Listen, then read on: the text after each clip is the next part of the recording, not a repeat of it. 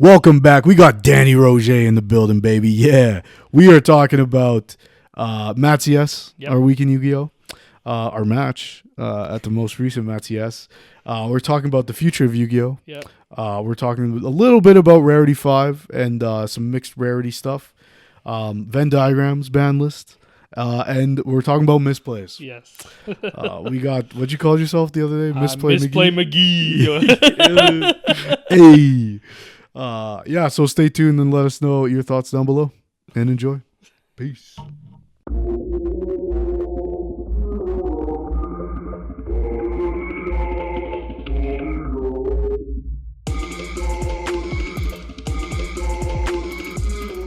Welcome back to the TDE pod. We got Danny Roger in the building, baby.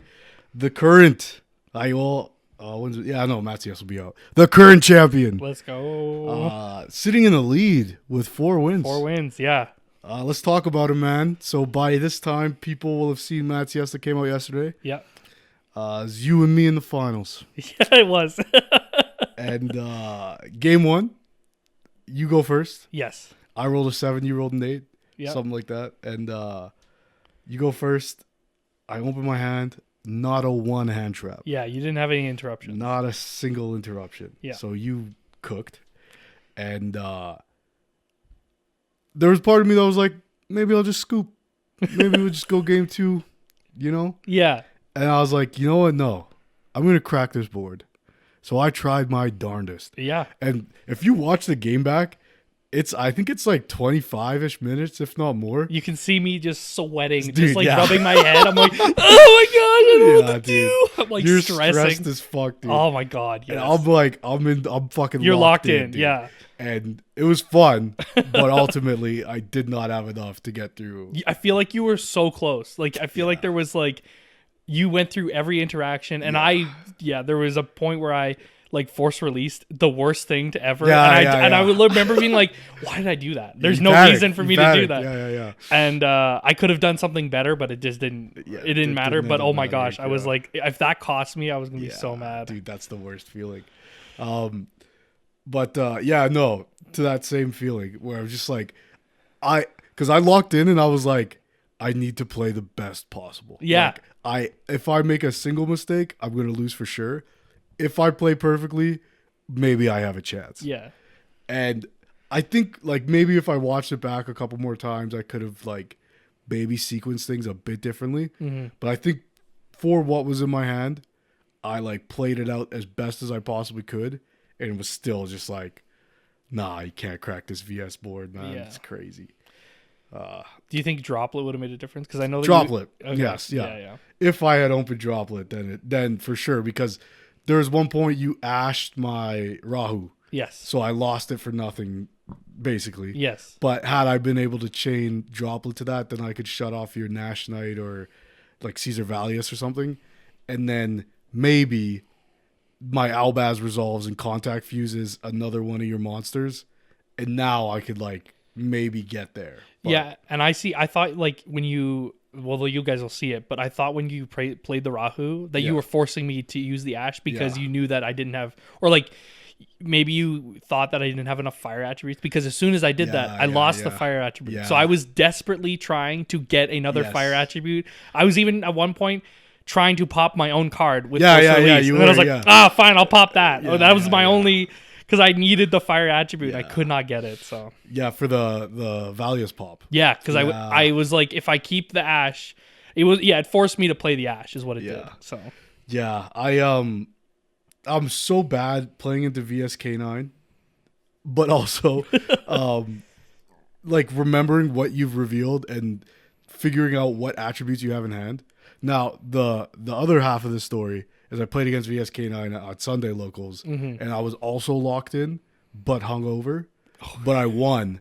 And I was like, because I was playing out of my mind. Yeah, I was thinking so much. It verged on the grounds of slow play. Like our first game, me and this guy is 35 minutes. Yeah, and I was like, dude, I'm sorry. Like I'm not trying to slow play. I just like I need to think this out. And he's like, dude, you're all good. And then he would do the same thing. Yeah. And it was like a fucking grind. And at the end of it, we're like, yo, dude, good game. Like that was fun. But back to Thursday. it was like, yeah, no, maybe if I had one board breaker, like one more board breaker, even like falling into virtuous, like maybe there's something there. Mm-hmm. But for what I had, I think I gave it as best a shot as I could. Oh yeah, you made me sweat. I'll tell you that. I was sweating so much. Game 2, you just fucking cooked me. I set up my board. I think you retail seed me. I did retally senior, which I was worried that I did that because I was like, this is the only interruption I had, I think. Yeah. So when I used it on branded fusion, I was like, well, this is gonna be, he's gonna make a pretty good board if he has the cards in hand. But then you didn't pop with the Fenrir, you popped it with something else, and then that's the problem. Is like, oh no, you didn't want to banish it. I didn't want to banish it for Fenrir because I was like, D shifter, because of D shifter and because of I didn't want to ban, but like if you're retail seeing and you didn't D shifter me in the draw phase, like you didn't have it. Yeah. But especially with me, I'm the one who's like, I'm just gonna throw what I got. I was thinking like, okay, maybe he has Azuna, and if he Azunas, then I'm gonna want to banish the Azuna so that the Lupus doesn't have anything to go into. Yep. And I was like, okay, under Retail C, I have branded fusion. It's like I can make Chaos Star Source and get rid of the Retail C anyways. Yeah. So like just save the Fenrir. But ultimately that was like super incorrect because like I could have like made Lubellion instead. Or like I did make Lubellion, but instead of making Chaos Star Source, I could have made like Mirror Jade. And then that would have given me like an interaction on your turn. But I really just popped your monster and passed with like Lubellion, Chaos Star Source, and Fenrir. And then you just fucking push through it. So yeah, I was heinous, bro. I was heinous. But did you play at all outside of MattCS this week? No, I've really just been focusing on my MattCS because that's paying off. Buddy. That's where I'm seeing my most success. Yes. So I've been doing that. I think it's just with scheduling stuff I haven't made it to locals, but I'm hoping to make it again very soon. So that's the thing though. I was even talking to the shop owner and a bunch of guys who like frequent the shop even if they're not playing. They're like, I could pick up a deck today and play in this tournament, but it's going to be the same as it was 5 months ago, and I just don't care anymore. And I feel like that's a growing sentiment right now, because Maze came out, sold out. There are new cards. There's a few good ones, but they haven't impacted the game in a big way. Like you have the Dragoon being put into everything kind of thing, but beyond that, it's kind of. We just got like a sub engine and then like Illusion Gate, say comparable to like Justice Hunters, because this you were in Maze format, but it's really just Justice Hunters continued, because it hasn't. The top decks are all Justice Hunter decks, it's been that way for a while, which is fine. Like I love the triangle format thing, but right now it feels a little stale, and we don't know when the ban list is coming, and we're not getting new cards anytime soon. Like for another month or so. Yeah, not until May when Blazing Dominion. Yeah. So I don't know. I feel like that sentiment's kind of growing amongst the community of everyone, especially after our regionals, just being like a little tapped out. It's just very watered down. Very like it's just you're seeing the same stuff things, over and over again. Yeah. So I don't know. I played Friday. I lost my first round to Andres. Oh. Was he playing 6 hams? He's playing 6 hams. Oh, okay. Same thing happened. I opened not one a hand trap. Yep. And I go, can you FTK me? He went, yes. I said, let's go next. 1 minute had passed in the round. And I'm already siding. And I'm like, fuck. So I side for going first. I kind of brick. He stops my play. And I'm like, damn, I'm going to lose this game. Damn. And I did. Oh. And then I was like, this. And then I had a bye. And, no. Dude, losing and then getting a bye is like the worst feeling in the world. I hate buys in general. Well, and losing fast like that, right? Because then you're like sitting around. Cool, now I get to just wait. And then I'm now waiting more. Exactly. It's like I'm sitting for 2 hours. I was like, yo, I might as well go home. Yeah. Like I'm going to play one game of you. But thankfully, one of the store owners, Gordon, was around. And I was like, yo, do you have a deck? He's like, yes. So we got like a few games in and that was good. And then my final round, I play against Sam. And I don't know what it is, man. Anytime this guy plays against me, he bricks. He bricks like bad, like real bad. Yeah. And so like both times, the most recent times I've played him, he'll start with rosin. I like imper Mirash it. And he goes, okay. set one, pass. Oh my god. Dude, I'm like, whoa, dude. Yeah. And then proceed to cook, but Well, it's crazy to think that before Justice Hunters, that was the biggest problem with the Vanquish Soul was consistency. Because you just hit the rosin, it's like, cool, that's my turn. Yeah. Yeah. Now it makes like when rosin came back to 3, it's kind of like, yo, if I stop that thing, I'm probably in a good spot because you probably didn't draw soup. Or stake your soul. Yeah. So I was like, okay, if I imperm this, ash the stake, I'm fucking, you got nothing. Yeah, literally. A full K9 combo. Yeah. Yeah. That is the only issue with that. Yeah. It'll be interesting to see what comes on the ban list, like how they're gonna hit the top decks. I hope. Look, when I think about the ban list, let's talk about this for a minute. Yeah, let's do it. It's hard to separate the cards I'm sick of playing against and what I think are healthy for the game. Yes. Like, and what I like. Yes. Sometimes those things are a Venn diagram, right? They line up nicely. Yeah. I love Draco Tail. I think Draco Tail is a healthy deck. Yes. In the metagame. I love the Fallen and the Virtuous. I think that's a healthy card. Yes. If we're getting to a point where we have to ban cards like the Fallen and the Virtuous, which is like a monster pop. Yeah. Well, it's any card. Isn't it any card pop? Yeah, face up card pop. Yeah. But like a singular pop. It's like, come on. Like, is that the worst thing in the world? You get 3 of those and every deck can play it. Yeah. Well, even like Caesar Valius does the same thing. Yeah. And it's like, I think it's the splashability of that is a little bit more of like it makes a difference where it's like you can just play 3 of then like 2 Lubellion and the Ecclesia for the recycling ability. Yeah. And you can do it in any phase where it's like that's the like because it's like for me when I'm playing it that card annoys me where it's like and it only annoys me because if I make a big board and then I'm like, okay, and you're like draw phase, okay, in the draw phase, and I'm like, fuck, and then it hits the Ripper. But that's the thing. It's like MST, dude. It's like MST for any card. It's like, okay. Like, but MST only hits back row. Yes, that's true. But it's like, yeah, come on. It's like so simple, though. It's like, but that's what I mean, though. It's like, if that card is considered toxic, I get it's annoying. I wouldn't even say it's toxic. I think it's just the splashability of it and the ability to use it any phase. It's like, okay, so it's hitting that. There's 2 Venn diagrams, right? Yes. So there's cards I like and what I think are healthy. Yes. Cards I don't like and what I think are healthy. Yes. And then, maybe there's a third one that's like cards I like that I know are unhealthy, right? Yes.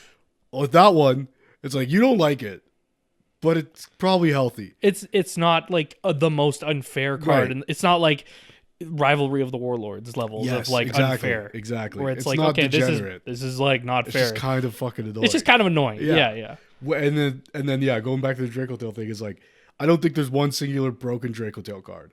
I think before you could have argued Malulu kind of hurts because like non-target negate kind of heinous, but overall, Malulu's at 1. Yeah. It's more of like a utility piece now than it is. Like it used to be a starter, used to be a crazy, just degenerate thing to send off K2. But like at this point, all the really like toxic aspects of Draco Tail, I think like don't exist. Like K2, a little bit degenerate as a going second card. It's really good. Yeah. I like it a lot, but I can understand the frustration of you have to pay a price for having a monster on board. That means my card is super powerful. Yes. But by that which is same good against principle, the matchup against Vanquish Soul or Yes. K9 because they are using Izuna. Yeah. Exactly. But then it's kind of like, well then Ecclesia should be banned too because it gets a boost when you have a monster. Or like, why isn't Cyber Dragon banned, So I think cards like that can also be kind of healthy where they give the player going second a benefit. So you're not playing from behind all the time. But like people are like, yo, Feymen are the one. And I'm like, in what world is Feymen degenerate? Yeah. Like, oh, turn 1, they might pop my card. It's like Ghost Ogre then? Like that's it's never, and I feel like Draco Tail players, it's not worth it to do that. No. It's never, you're losing resources to pop a card. Yes. And then, you can be shutting yourself off of like, I don't know, say Charmies or something, right? But anyway, like, needless to say, like, there are like, I struggle with the ban list sometimes because I'm like, ban Izuna. But I don't actually hate Izuna. Like, I've played the card before. It's a great card. what it enables, though, I don't like. Not that I Yeah. don't like it, I'm sick of it. And it's like, it pisses me off. I think the problem, and I think where Konami's kind of going with this, is they're trying to hit more bridges than they're anything. Like, Yeah. I think I'm thinking of the recent ban lists where like they hit King of the Ferret Imps. That was to get Moon. like they hit Moon, like these things that are like generic like bridges into other engines. Because I think it's as cool it is to be like, look at all the different engines I have in my deck. It makes it like almost annoying. I think someone was talking about, or it was you were talking about, you were playing online and someone was playing Mitsu Striker. You're like, oh, okay, this is kind of, and then you stopped them, and then all of a sudden they did like something to link off, and then they went full yummy. Oh yeah, it was Mitsu Striker, and I stopped the Mitsu and the Striker plays. Yeah. I'm like, oh fuck, I'm him. And then it was Mitsu Azumina, that's what it was. Yeah. I stopped the Mitsu plays. I stopped the Azumina plays. And then they turned the D-mod that they summoned in the extra monster zone into gravity controller and searched Magician Souls off the D-mod, and then went Cupsy Yummy way. And I was like, oh my god, you gotta be fucking kidding me, man. So it's like, I think with that, you need to ban gravity controller. You need to ban a card that's the bridge into generic, like, oh, I can just do this. Yeah. Like, it's free. It's free. Fucking free. And I think you need to design cards that are more restrictive in your archetypes. Is that like Mitsu is a great example of what happens when you don't design a cards with restrictions. Yeah.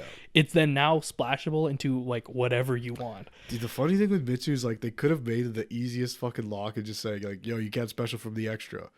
Because this is a ritual deck, so why would you need Or you can only special summon reptiles. Yeah. You just like, that's just something that says you can only do this. Because then I'm thinking of like Deej can play the like reptile thing. Because that's just that, but that makes sense. They're all reptiles. It makes sense for like them to be together. Dude, even K9. You talking about no locks, dude. Oh my gosh. I was watching K9 player fucking do this and then turn all those fucking XYZ monsters into fucking Saryuja. Like, yo, what? So maybe that's Saryuja, right? Yeah. That's you gotta stop it where you can still play them together. Yeah. But they're not gonna really, the connection's not as the only real connection is, oh, I have Jokul and I have Holy Sue. Right. Or and with Jokul 1, it's not a real thing. You barely are gonna see that. So I think it's like you have to make it. You don't want to hit the consistency of like the base engine of like, because I hear people talking about, oh, they need to hit Vanquish Hold again. No, they don't. That's not the problem. No, You're hitting a deck that is not the problem, because it was not half of the engine is not the problem. Because if it was a problem, it would have been hit before K9 came out. Well, that's why we saw the changes, right? Yes. Like, so Vanquish Soul at full power, then it's like, okay, this is crazy. Rosin to 1, Stake to 1. Yes. Then it was like, well, that's when the K9 cards were new. So they had to do that because they can't hit the K9 cards because they're still selling them. Absolutely. Yeah. So then we got the inverse of it on the next ban list. But now it's like, okay, well, it wasn't enough. Yeah, there's something else needs to be We brought done. stuff back, and now it's still very, very strong. Yeah. But I still think you made, like, I don't know what K9 cards they hit. I know a lot of people want to see Ripper gone. Ban Ripper completely. Which I think is unfortunate because Ripper's got 2 effects, right? Yes. Ripper is like a great extender for K9 plays. And I don't think the Ripper effect is harmful because it's Cupsy Yummy Way and it's whatever in archetype search 2 -1 kind of thing, right? Ripper's just search 2 in most cases. But for the most part, I'm fine with that effect. Like, you spent 2 monsters that both search, which is annoying, but then like made Ripper searched again. Yes. Okay, but like you lose to Droll. Yes. But the fact that like it also has a fucking hand trap negate is kind of fucking the problem. It's an extender with a negate inside. Yeah, it is I think a problem. I was watching somebody who was making a ban list prediction, and they said Ripper too, and then right after they're like, oh, also you should ban Holy Sue. Yeah. Nah. No, that is what. You're banning a card. I think if you took K9 out of the VS K9 deck, which would be crazy, but like Vanquish Soul is like with Holly Sue is like a really solid control deck. Yeah. Because like I think maybe the cards that make them unaffected or can't be destroyed like are a bit problematic in that regard, but like for the most part it's like Caesar Valius who gets the Towers effect, and he's your big guy anyways. Yeah. Right? So without K9 cards, it's like a pretty low to the ground control deck, I'd say. Yep. Whereas like the K9 cards by themselves are a combo slop, like, rank 5 toolbox. Yeah. Which again, like, I don't know, maybe in itself, plus the addition of Ripper, make it a little too powerful. Yes. Yeah. But obviously it's the synergy between the two of them that really make things degenerate. Xiaolong being a 5, right? So, and it's crazy to see. I know that like comparing formats is not helpful, but like in the OCG, it's not as successful right now because, well, and they have Azuna to 2 and Xiaolong to 1. That's the only hits. Oh, that's crazy. That's the only hits, and it's not seeing as much success as like other decks are. Yeah, because that takes out the consistency, right? Like, yeah.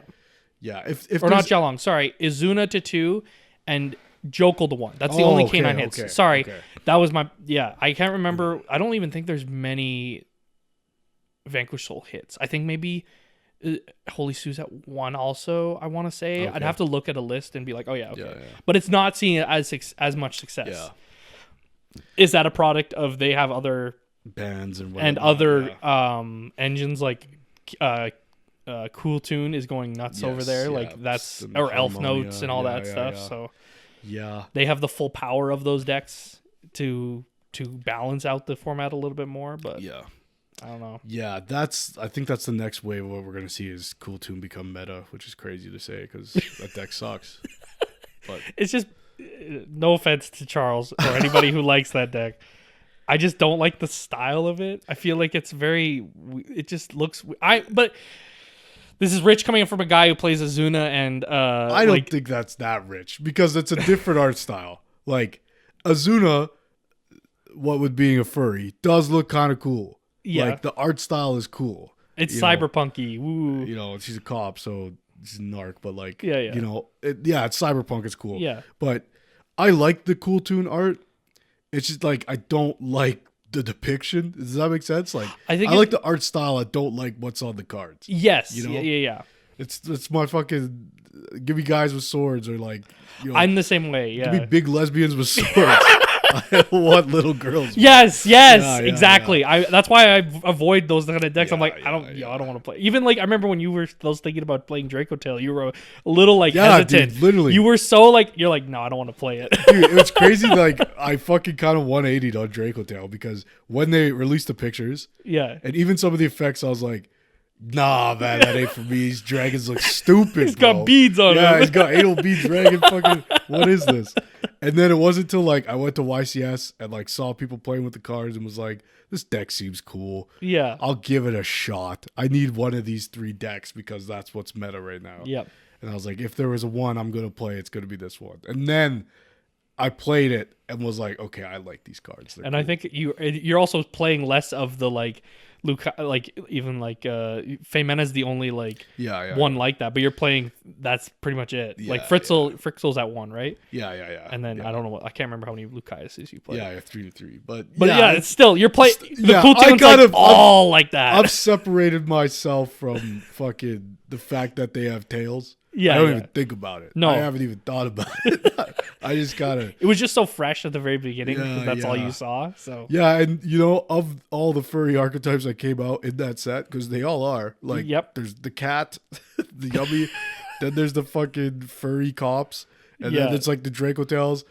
I have less of a problem with a furry dragon than I do like a werewolf. Yes, that's fair. You get the fucking Maroon 5 song playing in the. Woo! Yeah. Well, no, it is a problem I have. Like I was talking to Ryan about it on the podcast last week, but like, it's got to be fantasy oriented. Yeah.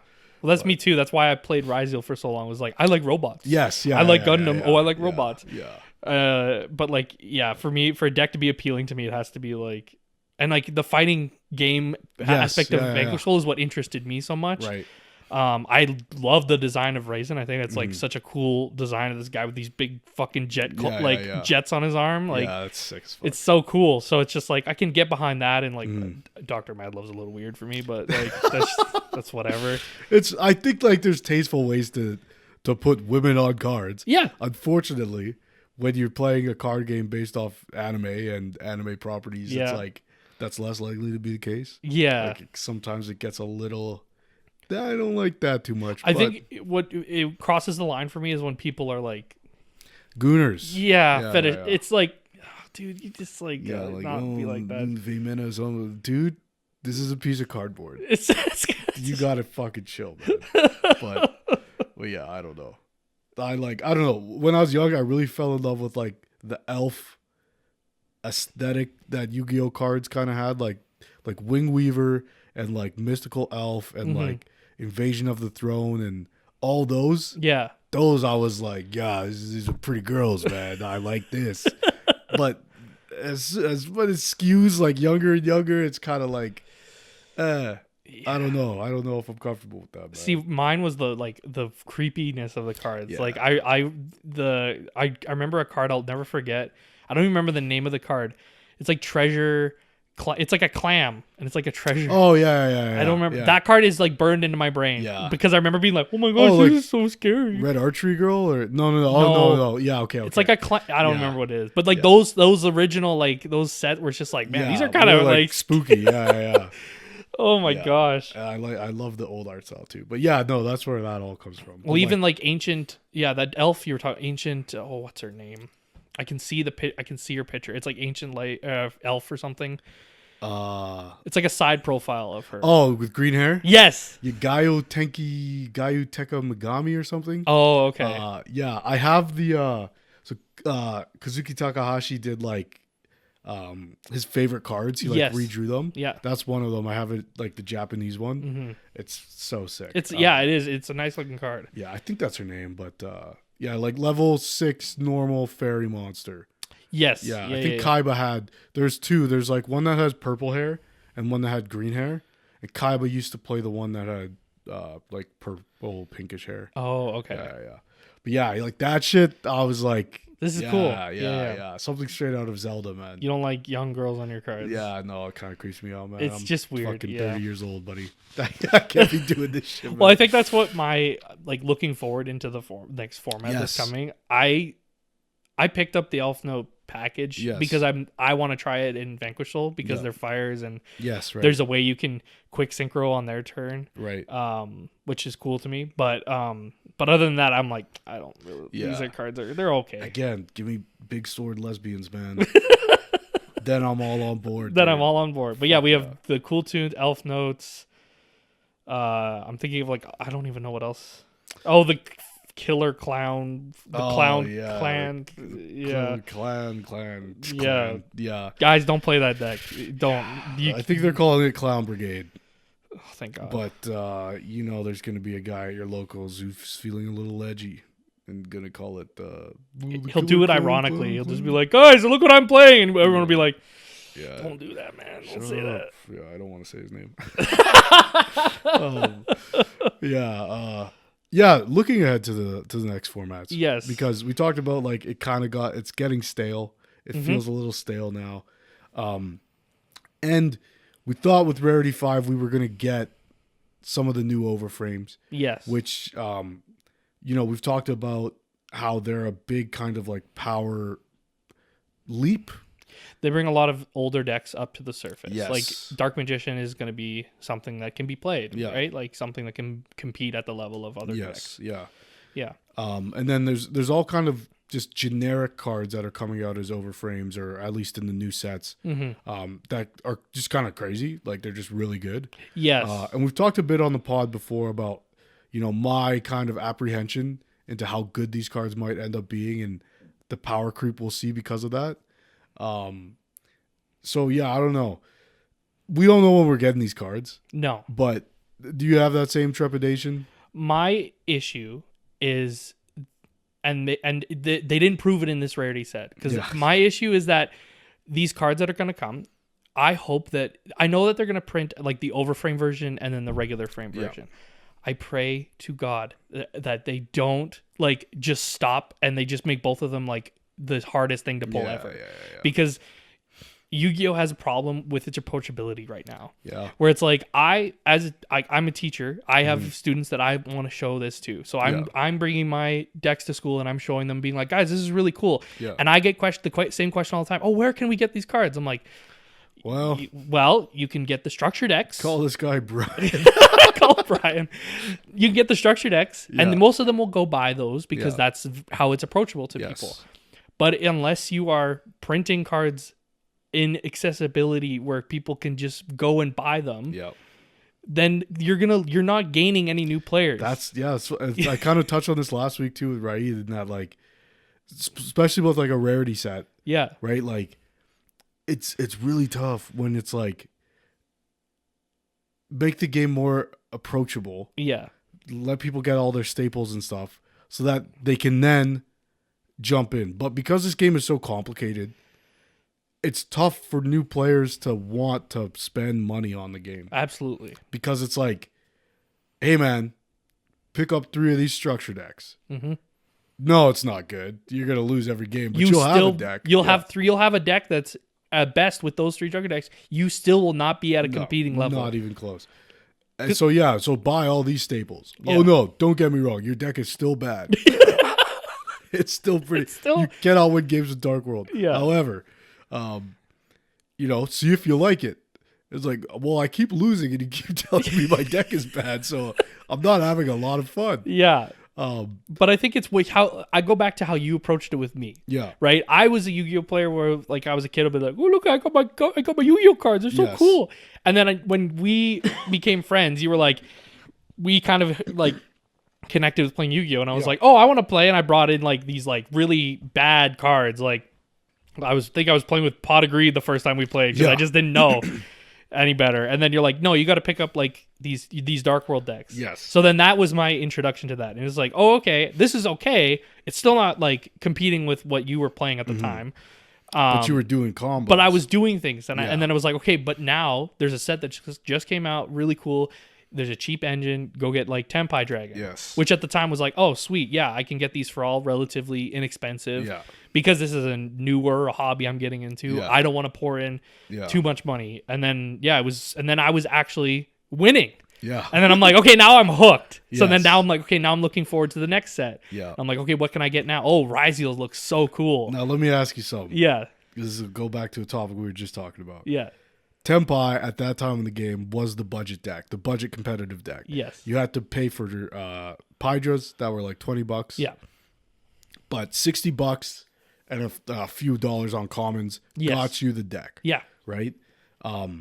I guess, the extra deck was pretty hefty too when you had to get Trident Dragon and stuff. Though, yeah, if you wanted to play it at the max, you had to get Trident Yes. Dragon, which they had eventually reprinted anyway. But. Yeah, but so that was a bit of a hurdle for sure with that deck. That's where the fucking meme came from, because Konami like had no plans to reprint it. Oh, And it was yeah. like, ask to borrow your friend's Trident Oh, yeah. Dragon. Yeah. But now, let me ask you, because Tenpai looks cool. Yes. If it was like the little girl deck of the format, the waifu deck, but it was the budget option, would you still have purchased it? Probably not. Probably not. No, Yeah. that was like, because it was like, oh, cool fire Exactly, dragons. I yeah. like dragons. Even if the decks, cringe, Yeah. it's like, it looks fucking sick. It looks so sick. So. Yeah, but I think like for someone who's an adult with adult money, that makes sense. Yes. But if you're never gonna market your product that's a trading card for game for kids to your audience, you're not gonna bring in new people, right? I think we got to look at it kind of too, like in this world of trading card games, you have Pokemon, and you have Magic, and your game needs to be somewhere in between. Yes. Where Magic is not geared towards children. No. That's for adult men. Yes. For sure. Yes. Pokemon, the exact opposite. Mm-hmm. Right? Every card game kind of exists in between those two. Mm-hmm. But you want to be either far to one side or to the other. Yeah.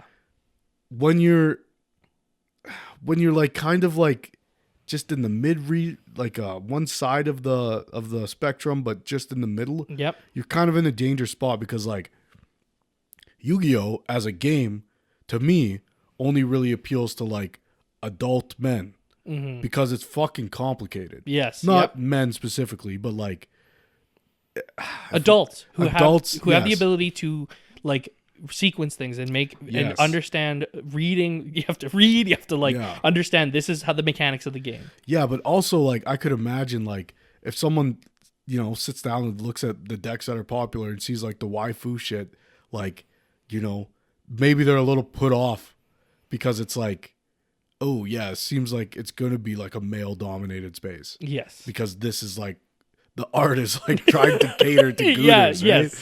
So there's that aspect too, right? But it's not an easy game for kids to learn, No. right? And like you have firsthand experience teaching your students how to play. Yep. And you have like older students. Yep. So, but because there's no TV show, No. because there's no like entry level products for children, we're losing so much potential future players. Because even some of the guys we play with now are a lot younger than us, but they're still adult men. Yep. Which is crazy to say. We're fucking old, but they're kind of into it. Was like they watched it on Netflix Yep. or they saw it on TV and then they got interested and then they came back to the game because they used to play in like Arc V era or like Vrain's era or something, Yeah. right? Yeah. And now they're coming back to the game with adult money. Yeah. But when there's no show and there's nothing that's going to get those kind of like lifelong fans Yeah. who will then come back to the game with adult money, we're going to lose a lot of the player base. Like, Yeah. When certain guys start having kids and stuff and they got to be around their wives and stuff, then at a certain point, Yeah.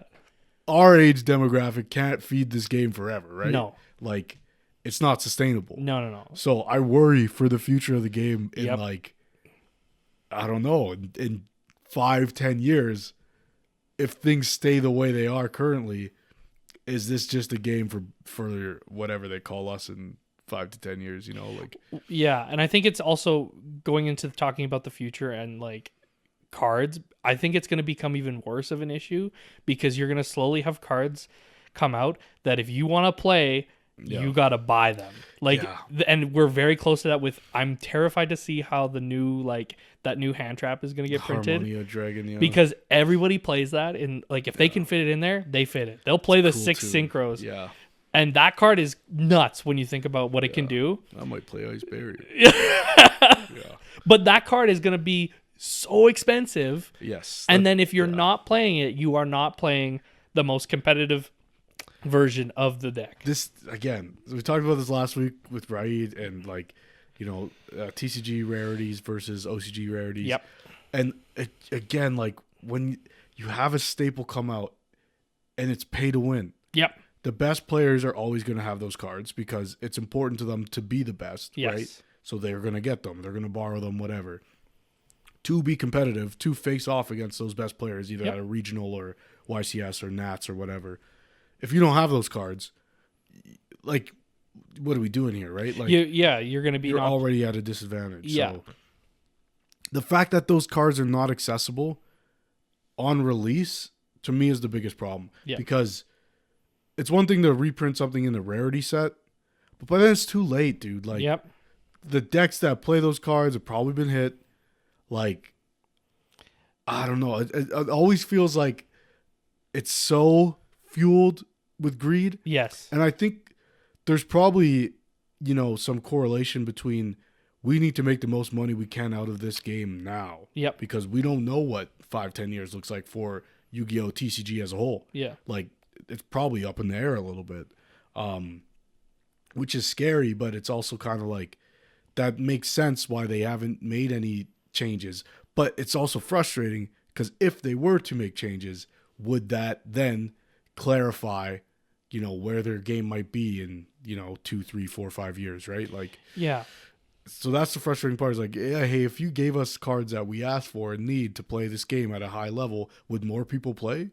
Probably. Yeah. Well, you probably sell product a lot better. Yeah. Right? Think about like if I'm a very, very casual Yu-Gi-Oh player. Yeah. Right? I don't go to locals as often as I wish I could, but I do try to go. right? If I had the chance to go and buy a box, and I know in that box I'm gonna Exactly. get commons of like Play sets of new staples. Yeah. Or even if let's say it's commons and I get one, okay, well then I can go buy the commons for somewhere else, or I can maybe buy another. Fuck it, buy another box, right? Yes. Because it makes the product worth still it to buy. cheaper than buying 3 new staples. It's dude. still that's what's nuts is you are losing money, Konami. You are literally like you know where all the money is in Yu-Gi-Oh? It's the fucking aftermarket that they see none of. Like like and that's the thing when these cards come out and you get cards like say Crown was $100. The box is $90. Yeah. Right?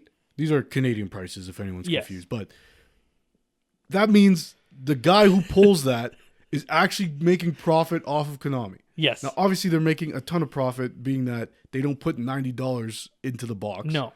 So they sell you it for $90. You have a chance it could be $100, and that's how it all works. It's just gambling. But if everyone bought the fucking boxes, then it wouldn't even be a conversation.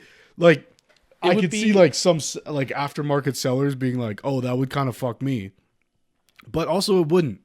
Because people will still pay for high rarity shit. Yeah, they'll buy if you print it as like a common, a super, or maybe even a common and a secret and like the fucking overframe, right? Yep. So like with these new overframes that are coming out, if you print it as a common version, the secret rare, and then the overframe version, people will buy the overframe version. Yes. That has a market still. Yes. Like people, you will have the people who are like look at collector's rares. Yeah, people go nuts for that stuff. Exactly. I think Raisin I was looking at the other day. I was like, I don't want that card. Yeah. But somebody out there wants a collector's version of Raisin. That's $100. I'm like, good for that person. Exactly. Like, but maybe when it was at what?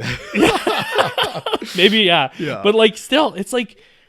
Konami, you're losing money. People would buy, and your boxes are sitting on the shelves, and your stores are like these. I feel bad for these stores that just don't sell the product because and like I went off about this last week, but that part's really frustrating because when you talk about like trying to have like maintain longevity in your card game, when you're kind of fucking over the store owners in that they have to like.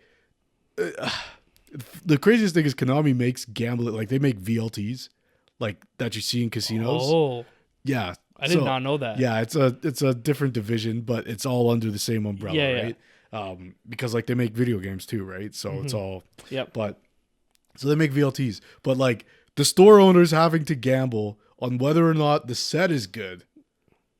It's crazy. It's crazy. Yeah, because like, and if the set's not good.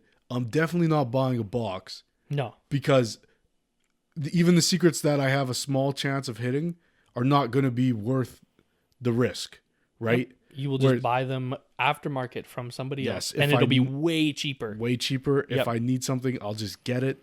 But if there was good, like if the set was good, and even if the set was just okay, I would still probably buy a box if I knew I was getting every card in the set as a playset kind of thing. Right? Yeah. Like, it's almost, they need to do almost like what they do with the Justice Hunter, like packs. Like when you bought those, you were going to get, they really only printed things that fit with those decks. Yeah, that's true. And it's like, oh, okay, like maybe I'm not going to get a full play set of Azunas by buying a box, but I will get cards that fit with, I'll get like, oh, look at all these, I got copies of Nash Knights coming out of my ears, right? Because they're all printed as rares, right? But every card in there is related somehow to that archetype. They had fucking Relinquished in there because it was I think it was used for Yummy because it's for Anima. Not even. No, it wasn't Anima. It was the Relinquished Fusion.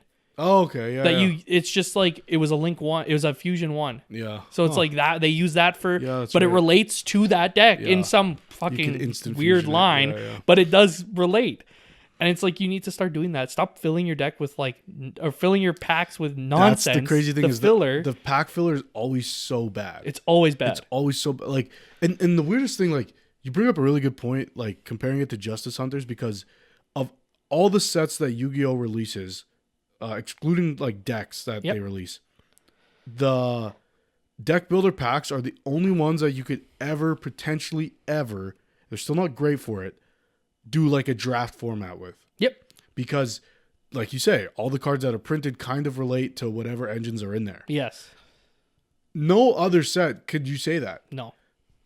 if you did that with Burst Protocol, Oh my god. like there's, you end up with a bunch of shitty like Elf Note spell cards and shit, like all the commons, and then you're like, okay, well these don't do anything. Yeah. So like, the only thing that you could draft is out of the deck builder packs. So then, what is the point of the pack filler? Like, obviously, its name states. If you're just reprinting for the sake of reprinting, then reprint it in the fucking rarity collections. Yeah. If people are that desperate for those cards, yeah, like the pack filler, like it's like these newer cards that are like, this will never see play at all ever. No, and like, it's not even like, oh, this is a niche use case. It's like, no, this card's bad. Like, there's so many other cards that already exist that do this better. Yeah. And those aren't going to get banned because they're not good. Yeah. So, like, it's not like we needed a replacement, And they're just, like, weird, like, some of them are just, like, retrains of older cards where they're, like, telling a story. But it's like, okay, that'd be cool if the card was playable. Yeah. But I've talked about this before, like, even on the first episode ever of this podcast, where, like, so many cards get left at the shop every single week. Yep. Because they're shitty commons that if you need them, you have them already. Yep. You got them in your first box probably. Yep.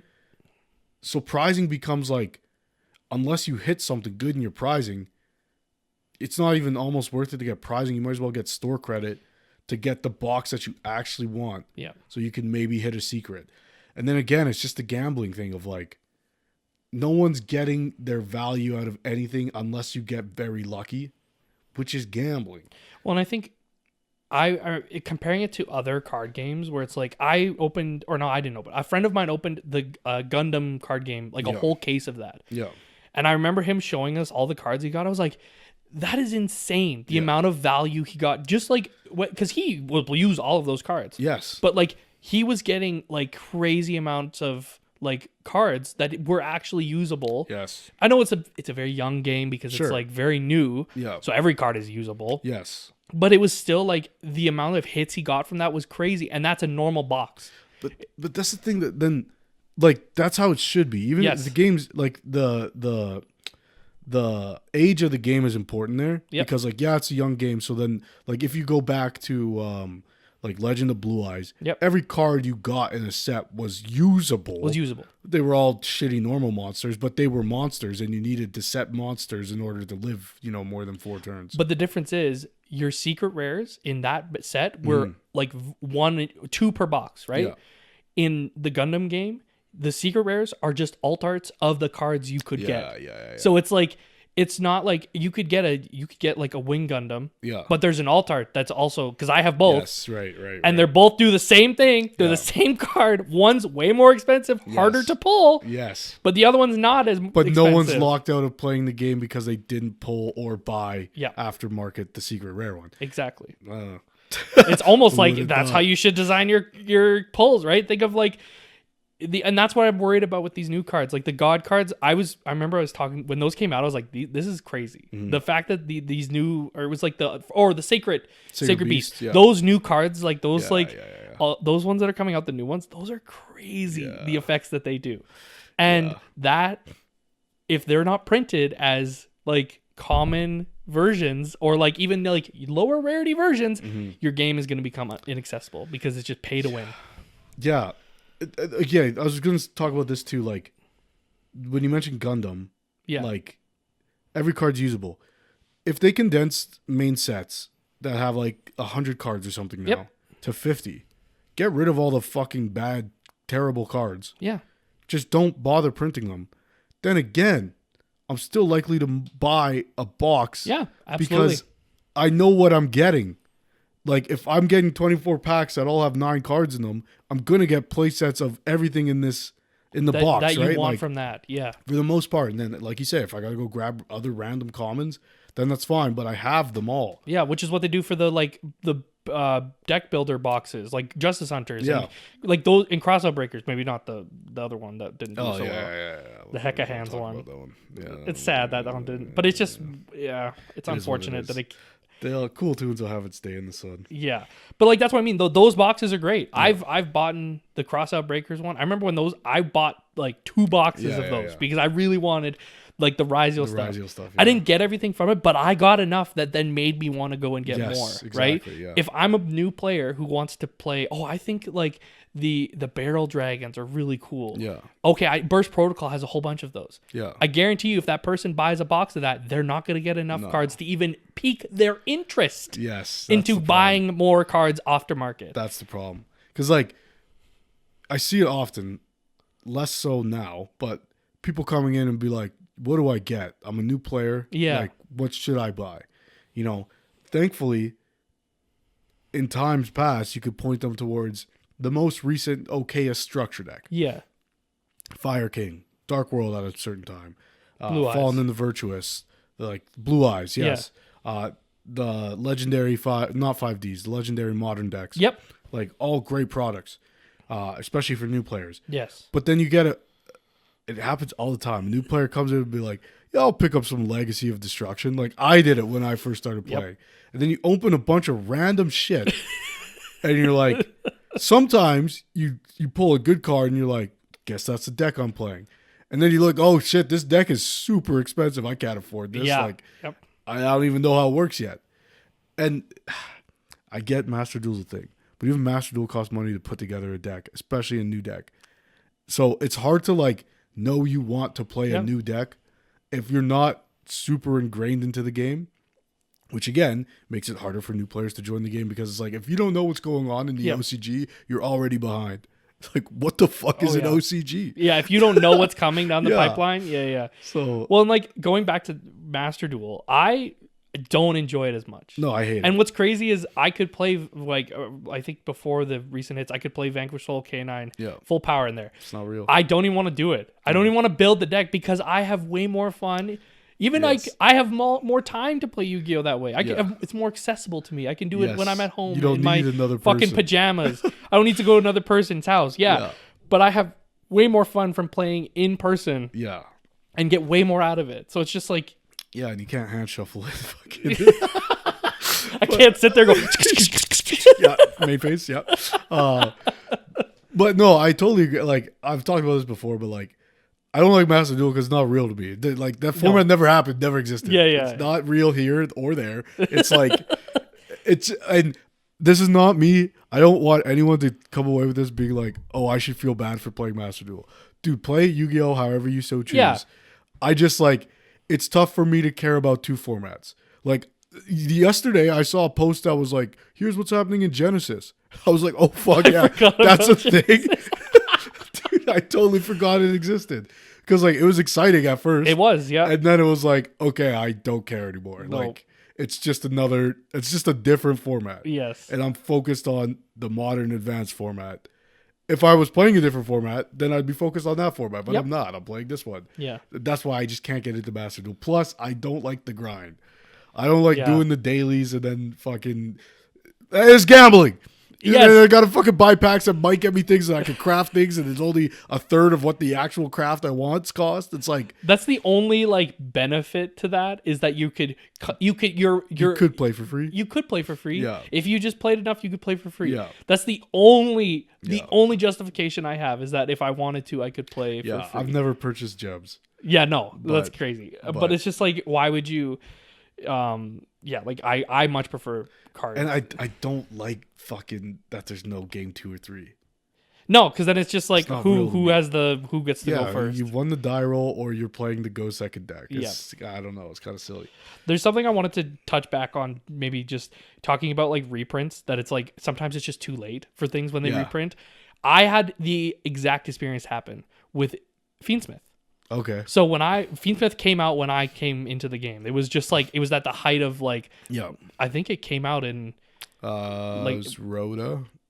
Yeah. Wasn't it right before that? Wasn't it Destruction? Info. Oh yeah, it was Infinite. Yeah, that was literally. Yeah. I had Legacy of Destruction had just come out. Yes. And then that was the next set right after. Right. So I was like, oh my gosh, these cards are crazy. At the time, I remember thinking I'm never going to see an engraver in my lifetime. Yeah, like $100, that is, dude. it's crazy because I'm not willing. I, as a casual player, Yes. am not willing to spend $300 Yeah. for a play set of a card that. It was fucking vampire twink guy. Yeah. yeah. And then so then I was like, okay, whatever, I'll just wait. And then it gets reprinted. Mm-hmm.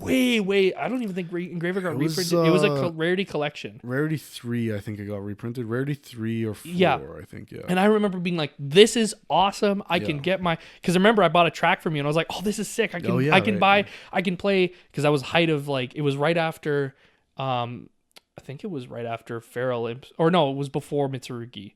I think it was when I was still wanting to play Ryzen and I didn't know what to do. Oh, so okay. I was like, oh, I'll play, because Andre was playing Razio Fiendsmith. I'm like, oh, I could do it finally. Yeah. And by the time it was already there, it was not as good. Yeah. And it was like, I don't want to. It's Yeah. like not worth it anymore. Yeah. So it's like you're pre-printing things a little too late. Like things like the Charmies will always hold the value because it's like you need those cards. Ashes, like Imperms, those and things. new players need those cards. Like Yes. there's a finite amount of Charmies in the world, and there's more players than players. Like there's more players than Charmies. Yes. Does that make sense? Yeah, like, yeah. Like, and it's such a fucking huge part of the metagame is if you get Charmied or not. Yes. And the fact that some people you're playing against just don't have them Or don't know. is Yeah. such a it's so unfair. Because I remember when those came out, I was like, I'm never going to see these cards. Yeah, dude, I was the same. I didn't have them until they got reprinted. Yeah, I same. was like, I'll just play without, dude. Yeah. I'm not buying Perulians. And it was awful when you got, like, I remember the first time I got Charmied, I was like, Dude. this is so crazy that this card exists. Yeah. And is at the rarity that it's at. Because it was secrets. Secrets. It was in Rhoda, right? Rhoda, and I think Perulia was info. I could be wrong. I think Fuelos came first. No, Perulia first. Oh, was Perulia Yeah, first? Perulia first, Oh. and then I think Fuo was in Rhoda. Yeah. Yeah. But no, it is crazy because I was playing voiceless at the time, and one of the big reasons was like I didn't care about Fua Yeah. because I did something from the extra deck because I was playing Dogmatica. So I get Fua to be like, that's totally fine. Yeah. You're like, go ahead. I'm gonna give you one draw, buddy.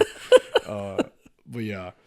But when you got Perulian, I'd be like, oh fuck. Oh, This is my dude. whole combo. Oh my Like, God. ritual summoning. Yeah, it was like those cards. Like, I think it's fine now, and they're commons now. Yes. So it's again great job, good job. You did a Konami. You reprinted the one thing that people Yes. needed. Good job. Yeah. But They've- don't yeah. fucking keep Yeah. reprinting useless shit as filler. Like, So the Fiendsmith stuff, like, I don't mind that one. Like, it is too late because it's not like super. I don't know. I think the Fiendsmith is a good. Like, maybe it could have been sooner, but I think it was a good time because it's still never been hit really. Like Moon got hit, Yeah. which is massive. yeah, But the Fiendsmith engine itself hasn't been hit, no. and it's still very good. And you can play it in a lot of things, and it brings up the ceiling. I think people are playing it yummy now. So Yeah, Yummy and Magna Warriors and Yes. with Elf Note. Yes. Oh yeah. he's a Elf 6. Note. Yeah. So like I think that's like one of the examples of like good reprints to me because such a good engine, so much utility. And to me, I've always said like it's a fair engine because like the extra deck cost you have to play in order to play it is so high that it's more than a sub engine because it's a sub engine in both decks. Yes. Extra and main. So for me, I have no problem with Fiendsmith. It's annoying. Yeah. But I also like it. So I don't want it to get bad. But No, I don't think it will ever. I think it's a no. fair enough. Yeah, I think yeah, now it's. I think again when you take out the like generic Moon, right? It Yes. makes it more fair. yeah, like the one degenerate thing I think is like Caesar. If they ever got rid of Caesar, then I think Fiendsmith probably sees a lot less play, but it's still totally balanced and fair to me. But Yep. like an example of like reprinting things too late. Why are there pearly cards in the fucking Rarity my 5? God. But also, like, it's cool that they're reprinting Cashier cards. It's really cool. Yeah. However, It's a little late. it's a little late. It's a little late. Like the price on Cashier cards since the last time they reprinted them, Yeah. has fluctuated so much. Be like, oh, you got to play these. It's, Draco Tail's playing these, or whatever deck's playing these. There's, if you fucking banish the Snatchy with the Unicorn, like it's crazy. Yeah, yeah. Or Detonator goes to 1, like, Unicorn just kills Ryzel. They're always the one thing that like comes in and out of the format. Yeah. Like, oh shit, Fenrir's are now $40. Like, shit like this, right? Hasn't been the case in a long time. Like, yeah, it's some Draco Tail players play it, and Fenrir always keeps a solid price, and like it's good that people will be able to get it. Yep. But it's kind of like we asked for this 2 years ago, and by then the card was already like 4, 5, 6 years old. Yep. So what are we doing? You know what is also in the rarity collection? That Dogmatica field spell that nobody plays. Why? It's not even relevant in the Dogmatica deck. No one plays it. It's literally like an irrelevant card. Saw that and I was like, what is it? It's like because it looks, for me, it looks really cool because it looks like Dark Souls to me. It looks like Bloodborne kind of. Well, it looks like when you in the original game when you're flying over and you see like Lewandale City because it's like, oh, it's all majestic. It looks really cool. Yeah. No one plays it because it's not a good card. It's like I think it's like entrance into Dogmatica or something. Oh, okay. Yeah. It's like nobody plays it. Yeah. And I'm like, why are you like where the fuck is Draco Tail Sting, man? Why is the top performing deck in the world, the most played deck represented at events in the world for the last 6 months? Yeah. Why does it have a common card in it? Why is there a common? It's been out, the cards. Yep. It's been out for at least 6 months now, this card. We haven't even got it in an OTS pack. That's how I felt when like Vanquish will start. I was like, why is this common? Yeah. This is such a weird decision. But even then it was like a newer card. And then it came out as a super in the because it's Duad, right? That it came out? Yeah, it came out with Holy Sue, yeah. Yeah, so it was like it's not too long ago. No. But then it got a fucking super. It got a super rare in the tournament. What about me, man? Why can't I have what I want? The piss off thing is like the Draco Tail traps, all like their highest rarity already super. Yeah. So like they could have just made it a super in the set in Dude, like where it came out. Like why did we make it a common? It's not even like the only thing I can think of is like the Draco Tail traps are all generics. So you can play them in Genesis as low cost staples. But I don't give a fuck. Do you think that the reprints won't come till like the tins now? Probably. Yeah. Isn't that nuts to think you have to wait until then to get your rarity bumps? They're gonna kill my boy, man. Yeah, they're gonna. That's what I mean. Like, it's just such a weird business decision to be like, we're gonna reprint them eventually after we hit the deck. Yes. Yeah. Dormouse is out once, so you only need one secret now. Here's the tip. Like it was when they released the those tournament packs alongside of the mega packs, and they're like, hey, there's Ryzel and Malice and all these cards that are in both of these packs. Yeah, that was fucking bizarre. I remember I got both because I wanted them for fun. I was just like, oh, I got $30 lying around. Might as well throw it at this. And I remember both being like, wait, did I open the same thing? Dude, that set is like a fever dream. Yeah. I can't believe that set came out. And it came out to such... And those sat on shelves for a long time. Yeah. Like, I don't know where they went because I've never seen anyone buy one after the first weekend that they came out. It was fun, oh, the world set, and it's got a little stamp on it. That's it's a cool idea to be like, these are the cards that mattered this year. Yep. We should make a product for that. Maybe don't release at the same time you're gonna release the same cards in a different set. But how would you describe the mega pack? It's like these are the cards that mattered this year. We should make high rarities of them, but also lower rarities of what they came out as. Yeah, what are we doing? What the fuck? It's like the weirdest. Okay, so we have a rarity set this month. Yeah. Next month we'll do the world set, and then the next month we'll do the mega pack. Yeah. All right, cool. Yeah, this is all the same fucking thing. It could have even been. In the mega packs, they had a common version of Ryzel Dual Drive. It's like you just printed it. It was just in. It came out as a super. Yes. Then you gave us secrets and ultras and supers in the fucking world set. Yeah. Then it was in the fucking tin. Yeah. Or as a it's a common. Who doesn't have it already? this card already. Dude, it was baffling. And it's also in a format where no one was playing it. Yeah, and also the deck is dead, by the way. Thank you for wrecking the deck, but also So here you go. funny, dude. Here's your common duo drive. Yeah. Detach your 2 to search 2. Again, like I always say it, like it always feels to me like there's like 2 separate teams that are working on the game at any given time. Yes. Because it's kind of like, how could you put out the world's product and then do the Megaton like so close together Yeah. and be like, huh. Wait a minute. Like it was weird. Like there was cards that were missing from either one too. Where it's like, why didn't you reprint White Binder? Or like, we just threw Heart's Cryptor in there, and then it comes out as a common in the fucking. What? What are we doing? Oh my god! Like so now I do have to buy both. Where it's like I don't want to buy either of these things, man. Like the Worlds thing was cool if it was just like, yo, prizing on World weekends, that's on us.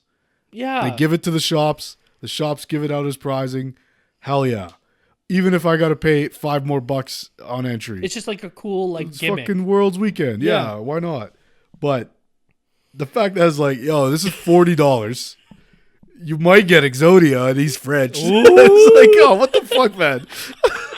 Oui, Fred. There's some stamps on these bad boys that no one cares about. Well, and they were inconsistent. Yeah. Some were stamped, and like also some of the secrets were stamped, but then some of them weren't stamped, and then some of the ultras were stamped, but not some of the ultras weren't stamped. There's like 7 different rarities in the fucking I feel like thing. it was a nightmare for someone at a card shop listing them, be like, "This is an ultra, but stamped. This is an ultra, but not stamped."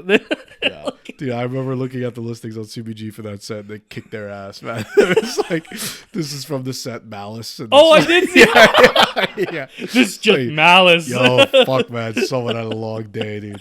Fuck, that sucks. Okay, last thing before we wrap up, Dan. Yes. You've been seeing a lot of success at MattCS. Yes. If anyone's just a viewer of this podcast, go check out MattCS, which is our weekly locals that we host right here in my basement, where we all duke it out and see who wins the week and gets their little picture with the trophy. Woo-hoo. This trophy right here. Yes. And Dan, Yep. you've won 4 already this year. I have. Yes. This week will be week 14, but so far we've done 13. Yeah. So you are the leader, as I mentioned before, which is great, dude. I'm proud of you. If you would have asked me this last year, I would have been like, no, there's never a chance I'm going to get 4 wins. You know what's funny, too, is that, like, the Rizio ban list shattered you. Yeah. Oh, my God. Then the VS ban list shattered you. Yep. And then this last ban list, it's kind of like... It brought me back from the grave. It brought you back, yeah. The fucking meme of the guy on the ground. Doom, doom. Fucking, yeah. I live again. Exactly, dude. But yeah, so you're seeing a lot of success. You're in your prime right now as a Yu-Gi-Oh player. You just can't lose, man. But over the course of recording some of these MattCSs, sometimes when we're playing Yu-Gi-Oh, we make mistakes. Yeah. We forget certain things. There's a lot going on. Like we explained, this is a complicated card game. Some of us all work jobs. Yes, yeah. Some of us work 8 hours a day and then come play MattCS, and some of us are not. We love it. It's worth it. It's worth it, but it hurts. It hurts. But yeah, it's something that's been on your mind heavy, and stressing you out. Yes. That you're under the constant pressure of thinking you're going to misplay, which also creates stress and may lead to you misplaying. Yeah, it's not even like the misplay, because if I like miss something, if I'm like, oh, I didn't activate that effect, I'll be like, okay, that's fine. For me, it's the like, oh, I did something illegal. Yeah. Like I did something that is not allowed in the game state. Yes. And that is what breaks me. I'm like, oh my feels God, bad. why did I do that? I didn't even I should have known. I wasn't even thinking, and it's just like full up just forgetting cards getting destroyed. And that's what happened with Sam. Was right. Ripper just stayed on the board. It should have been destroyed. Well, in our last game in MattCS, it's funny because I talk about how locked in we were and shit. And at one point I go pan effect engrave, set. And then I go, oh yeah, and pop. And you go, yeah, okay. Oh, and it's too late to respond because it's on res. And I was like, yeah. And then I was like thinking of what card I'm going to set for like a good 30 seconds. And I set and I go, okay, resolve. And you go, yep. And then some time goes by and you go, wait. You were going to pop something. Would you like to pop something? And I was oh yeah, thank you. But like I specifically like laid out how exactly my card was going to work to you, corrected myself, asked if it resolved, and then didn't do it. So it's like, and this I've been playing this deck for almost like a year, man. It's fucking embarrassing, you know, and it's on camera. So like, I'll say this to people who do watch this podcast and watch MattCS, like, it's not that we're that bad at the game. We are, but it's a lot of pressure, man. And like in any given game you go to at a locals, there's things that are getting missed. Yep. And sometimes they eat you alive afterwards. But then when you're putting that online for other people to be like, hey, you fucked up. Yeah. And be like, well, I guess I didn't deserve the win. And beat yourself up about it kind of thing. If it's like a locals, nobody's going to record it. You're like, oh, I missed that, or I did something. Yeah. I should have done that. Or you'll be driving home and be like, fuck, yeah. that guy couldn't activate that thing because I had secretary on out. Yeah. You know, but it is what it is. It happened. There's a lot of things to remember when you're playing this game. Yeah, I think it's helped me with like rewatching videos because I will when we record our matches, I will like go through with a fine tooth comb. Oh, really? Because I'm like, okay, I need to. Oh yeah, I did this, and you'll probably see it on the episode that you uploaded, or maybe you didn't. You cut it out, but there was a point after where I was playing Raid, and I was like, okay, yeah, this is what I did. And I went through my whole play again. Because I wanted to make sure I was like, yes, I did everything. There was nothing illegal about my play. Like I did everything because like, and like, I think, and that's the thing too. There's also subtleties to the game that are unknown to me. Yeah. Like, there was a point in the game against Andreas where he veilered my Rock of the Vanquisher, which negates its effects. So I assumed its effects are negated, meaning that the link... the little condition that says this can't be used as link material is also negated. Yep. Turns out it's not. It's just a condition that is forever there. Yes. Which is fine. I didn't know. Now I know that. But but that would have been something that totally would have been like, hey, you can't do that. And I would be like, oh, no, I didn't mess it up. Like, luckily, other people were watching at that point in the game and they caught it. But it's tough too because like, because Yu-Gi-Oh's the cards look the way they do. Yeah. And we talk a lot about autism on this show. There's good reason for it. But for me, I love reading a Yu-Gi-Oh card and dissecting what every line of text means. Yes. Like, where is the period? Where is the semicolon? Where is the comma? What things are cost? What are not? What's on resolution? What's both? What's them? What's, all these kind of key phrases matter. Yeah. But there's no like key words. Like there, like in other card games, you have a symbol that says this card pops 2. And you know that by looking at it because it's got a blast and a 2. Or like Magic where it has like the keywords, like this has trample or whatever. Yes, exactly. Or like whatever the thing that doesn't give it summoning sickness. In Yu-Gi-Oh, we've made our own up. Yeah. This bounces, this pops, this is a Stratos, this is a DD Crow. This pierces. This is negate, Omni negate. This is a towers. This is towers. I didn't know what towers was for like 2 years playing. I was like, what the fuck are they people talking about? What towers is? Because it's a reference to an old card that I didn't ever see. Which is the same as like, this is a Stratos. Yeah. It's like there are all these like touchstone. This is a Rhoda. Rhoda's a good one too. Yeah. Which like that is in and of itself the weirdest thing to be like, oh, this is Rhoda. And it represents a different card or represents reinforcement of the army. Yeah. It's not even, you're not even saying the actual card. It's an acronym for it. Or like Tikaboo. I didn't even know what the fuck Tikaboo was for so long. No, that was funny. I was like, what the fuck are they talking about? I'm like, what this? And even recently with someone put it in the chat and I was like, what the fuck are they talking about? It was Virtuous, Follow the Virtuous, but it was the acronym. Oh, F and V? Yeah, and I'm like, what's F and V? What is your favorite card? Like, what is F and V? And then I was like, oh, now I know. But I'm with you, man. Sometimes the shorthand of Yu-Gi-Oh pisses me right the fuck off. So dumb. Especially when it's like, that's not how I would have condensed it, But yeah, I don't know. It's tough, man. It's especially as a new player, because even like me coming back to the game, there's certain things I just like, what the fuck is that? Yeah. It's like with links and whatever. Well, learning the difference between if and when. If and when I is learned huge. that like last year because Yeah. I was like, oh, I could just do no, it's when because it's you can chain block, and I'm like, when means it has to be the next thing. I'm like, and then me trying to teach my students this, I'm like, guys, just don't worry about it. Yeah. Just move on. Yeah, it's a tough thing to explain if versus when. Yeah. But that's the thing. That like the whole thing I'm trying to say is like I like looking at a card and we can like debate or like come to like we can solve the card. Yes.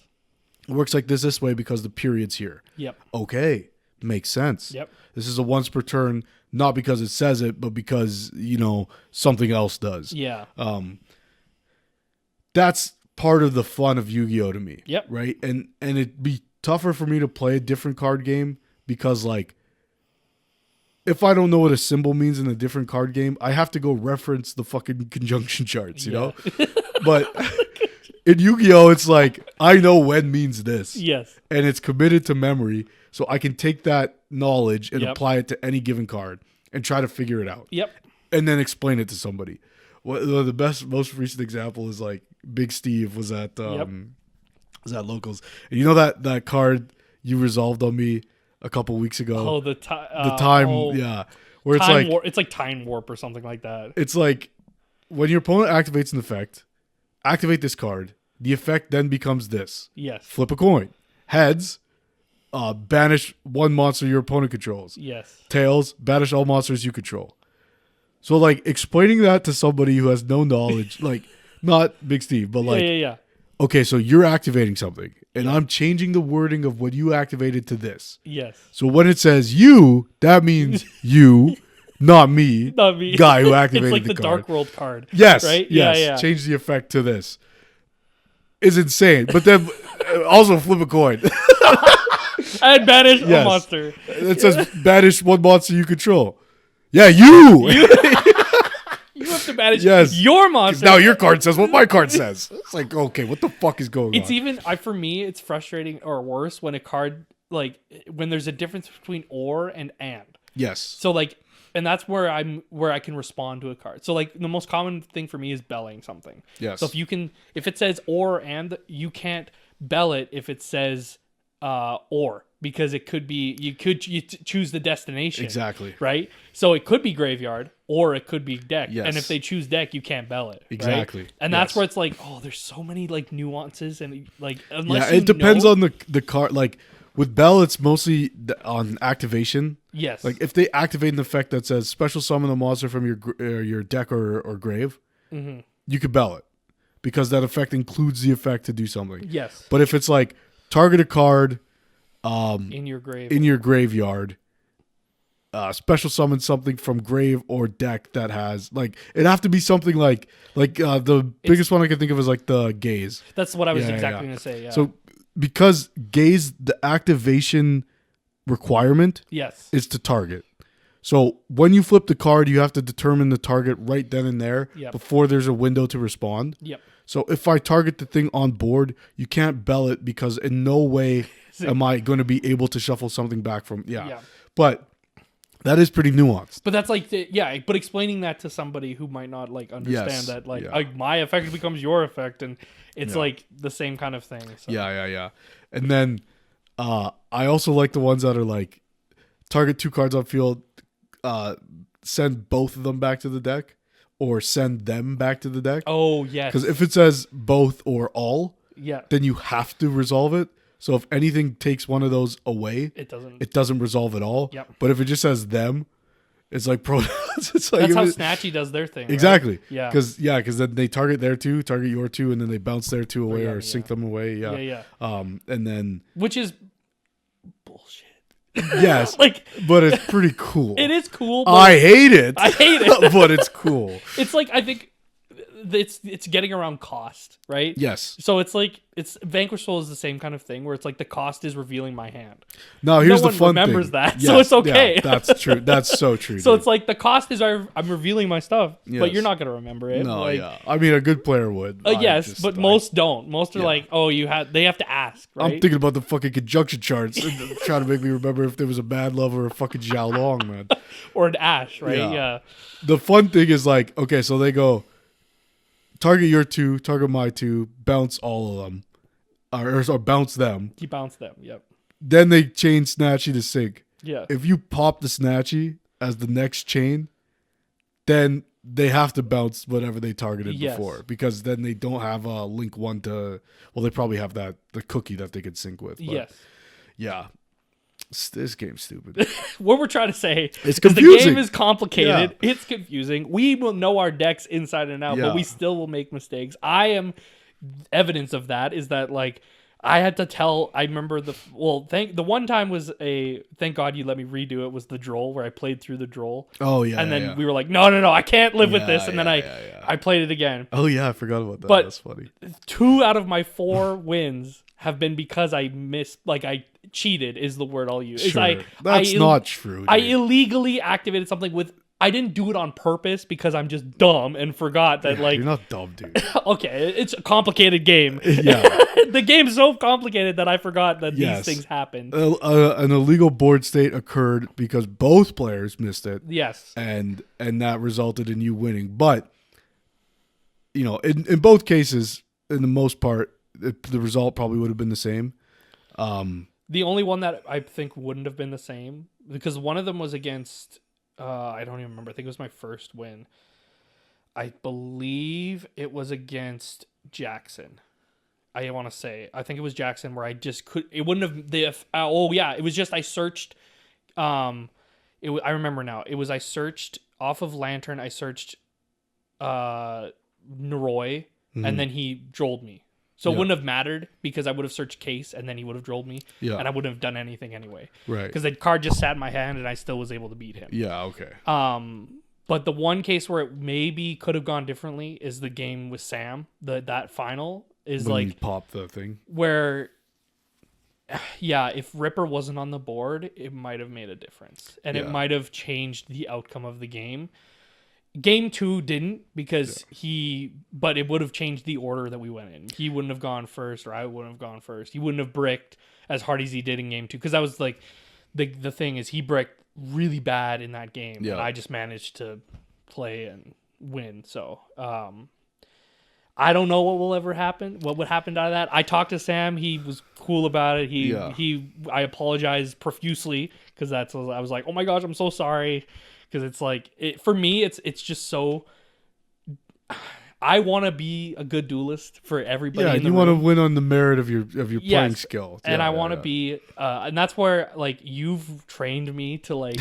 You have though with like I remember the very beginning. It was like I had to like practice saying like main phase, standby phase, on res, all especially the on res thing was a really important thing for me to learn, and like. I wanted to be a good duelist, and like I know that people have commented saying like, "Wow, you guys like say everything." And it's like, because we want to be, we want to make sure that we are playing the best we can for each other. It's like, otherwise it's just like you're just saying, "Oh, this happens," because I've been on the other end when no one is saying anything, and you're like, dude, slow the fuck down. Wait, what are you doing? Oh, okay. Can you say that you're activating this effect, not just do it? Like, and we talked about this the episode you and Stefan are on the podcast where like there was a language barrier between I think Stefan and a Sky Striker player. We played the same guy. Yeah. And he just wasn't very communicative, even aside from the language barrier. Like he spoke fine English, like, but he was just like, it was just tough. It was like a tough one. But it was also because he was speeding through and assumed that you guys knew every Sky Striker card.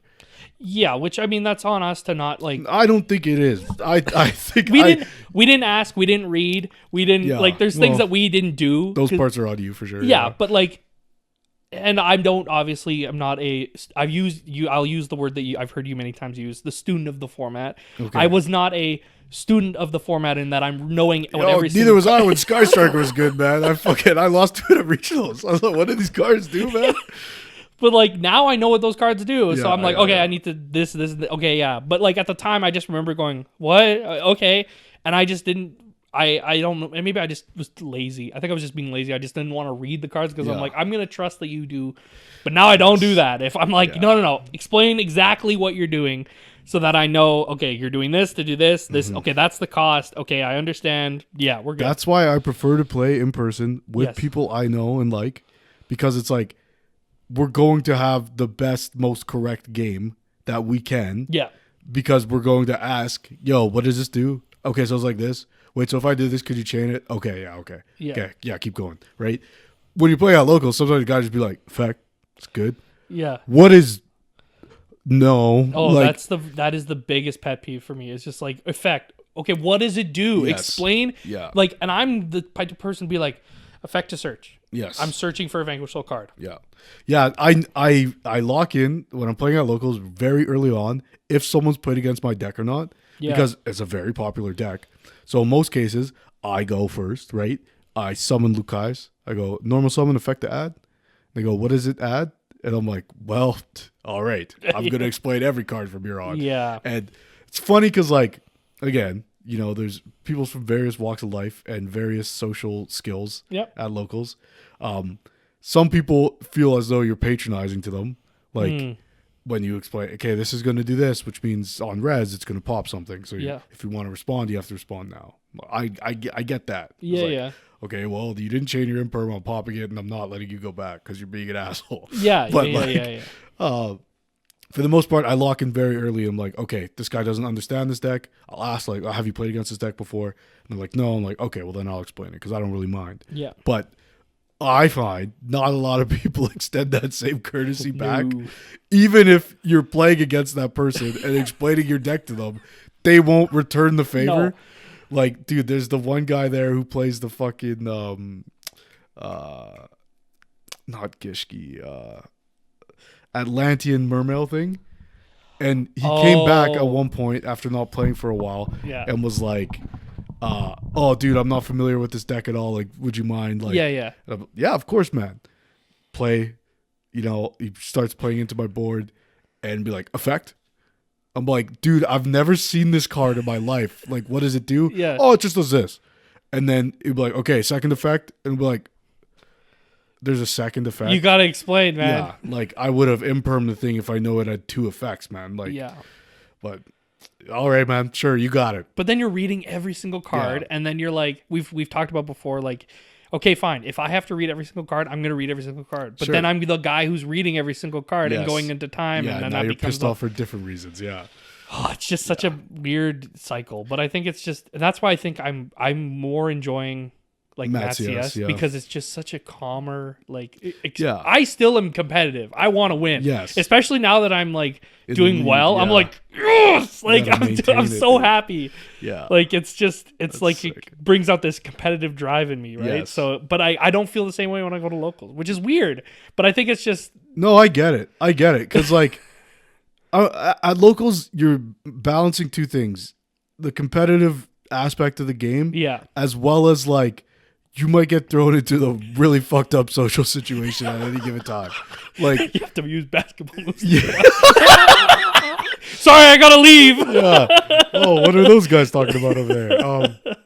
Yeah, but it's that, like, you combat against those 2 things, and, like, you can match up into someone who's, like, not good at the other one, like, at people's skills, right? Yep. And then, like, you're like, sometimes you have to be like an advocate for people who are not good at you know speaking. Yes. And then you're doing, like, a lot of, like, free labor just to enjoy the card game you want to. Yeah. And that's a lot to ask. So like, at first, like, locals for me was like, that was real. That's when I'm gonna get, like, the most competition. But MattCS, I think, is like a very high level of competition. Everyone's playing meta decks. We're all playing, like, our best versions of yes, deck. Yeah. And there is a competitive drive to beat your friends. Yeah, they're always gonna be, right, and to win the trophy. But at locals, like, I still like playing against those players that, like, I just know are very good at the game, even if I'm not buddies with them. But then, like, you know, sometimes you queue up into, like, you know, silly, goofy guy, or, like, guy who, like, you're a little scared of, and, like, you know, you're nice to him because he might pull something else besides his deck box out of his backpack. You know, and, like, that's a lot of, like, pressure. I'm thinking of combos and being like, yo, I gotta watch this guy at the corner of my eye, man. Gotta watch him. Oh my god. Yo, this guy's wild. He's saying some crazy stuff in the fucking, you know, in the main room. But, like, all that to say, this is a complicated game. Very complicated. And I think whether it's Master Duel, Genesis, Commander, what's it called, domain format, or Advanced, MattCS, play the game the way you want to play the game, because like if you're not enjoying playing the game, Yeah. I can't stress this enough, because like if you watch Dan on MattCS, you'll see someone as stressed as they can be. But then there's the payoff of winning. Yes. And you're like, oh, I fucking did it. It's like, that's why I'm a sucker for those like From Software games. Yeah. I'm so stressed. I'm Yes. I'm trying to do all these things, but that like high of like, Yeah. oh, I beat the boss. Yeah, That's why I'm exactly. like that. Yeah, I'm just that type of person. Yeah. Yu-Gi-Oh is the Dark Souls of the card games. Yeah. I will give one piece of advice where it's like, if you're not feeling the game, Yeah. take a break. Yes. And that was the best thing I did. Yeah. Was like after the ban list with Vanquish Soul, the first one, where Yeah. I was like, this is the, like, I was like, I'm done. Yeah, you were I was upset. over it. I was Yeah. like, because I had nothing to fall back on. I was like, I have nothing that I want to play. Yeah. Which was like, I was just like, okay, I'm gonna take a break. I Yeah. didn't come to MattCS's as often, and then when I did, it was very hard to like, Yeah. because I wasn't playing the best I was doing. I was playing like, I brought like nothing. I remember I one time brought like Dark Magician, Yeah, I remember Primite. that, yeah. That was a bad night, and I was like, oh, this is it. I'm like, I gotta get over this. So then Yeah. I think it's just taking a break and just like stepping back, and this too shall pass. I gotta like, Yes. and yes. it did, and maybe that's just because I got an uncle at Konami. I don't, but but maybe it's just because the ban list helped my deck that Yeah. I liked. That I was like, oh yay, I can play again. That's the thing. I to that point too, I always have a backup plan. Yeah, Like if tomorrow Banlist comes out, Figmenta to 0, Lucaris to 1. yep, Obviously, I'm not playing Trickle branded anymore. That if I gotta play Radiant Typhoon, if they ban that too, I'll play Voiceless Voice. If they would never. no, If have a if backup that's plan. too bad, like I Yeah. always have something that I could fall back to, or like let me start trying to pick up cards for this deck just in case I have to swap at any given time. Yep, Because like as much as I do like taking breaks, my breaks recently have been like I'm gonna put down my main deck for a while. yeah, And play something where I can kind of turn my brain off or use a different approach to the game. Yep. And get some sort of enjoyment out of it, and not just being like, I have to do this idealized combo. Like, especially like when I was playing Malice and it was like, yeah, put this down, play Voice's Voice, turn my brain off a little bit. Yep. Stop comboing and just play control kind of thing. Well, that's what I did. Like I backup plan, especially. I have now a few that I'm in my back pocket. Yeah, that I'm like, yeah, okay, yeah. worst case scenario, I'll do this. Yes. Which it won't be as enjoyable as I had with Vanquish K9, but Sure. I will still be able to enjoy myself. Yeah. But that's what I did that exact thing even the last MattCS. I lost the first round. I wasn't on camera. Okay, now the pressure's off. Yeah. I can just so I brought out a totally different deck. Yeah. I was just like, we're gonna play a different thing. And Yeah. was it the best? No. But I had a lot of fun. Yeah. And I played my zombie deck and I you was hit like me with the time limit and card, that was great. And then the next MattCS I won. Yeah. So it's like I just needed to kind of like be like, you know what? I lost. Now I'm gonna Yes. play something that's just fun, Yeah. dumb. And then, that's one of the aspects I don't like about MattCS is when you lose the first round, yeah, it's like it's over. because I'm so competitive. Yeah. I'm like, dude, if I'm not gonna win the trophy this week, it's like, what the fuck was the point? So the way I combated that is I started keeping stats Oh, on locals, okay. Yeah, and actually, you know what? I haven't updated them since last weekend, so I'll just update them on the fly right now. But these are my stats for this year. So from January. oh, to for now. yourself. Okay. Yes. Yeah. Oh yeah, I remember you were doing this. You did this last year. Like you started it. I kind of started it last year, but I was going solely off of like my neuron records. Yeah. So I don't know how accurate it ended up being, Okay. but because like regionals and Yep. everything else. So far, so what did I go? How many losses did I queue? I got 1 loss on Friday and 2 so that's 3. So we'll turn this into 5, and then we'll go +2 and +3. So that'll be 7. Okay. And then MattCS, I lost to Dan, and I beat 2 of these other guys. Okay, so this year at MattCS, I can't do this math, but I have 27 wins Ooh. at MattCS, and I have 16 losses. Yeah, it's not bad. Brutal. That's not bad. No, it's not bad at all. Which is around, it's not quite, but it's a 2-1 ratio. Okay, almost. Which is not good enough. That's not good enough. In my stupid For you, head, yeah. In my dumb, hey, I'm the titular character, man. I gotta win more. This is my house. Exactly, I gotta win dude. in my own house. Fucking embarrassing. At locals, I'm 71-35. So actually not bad. That's pretty good. Yeah, I'm more than a positive kill death ratio, you know? Yeah.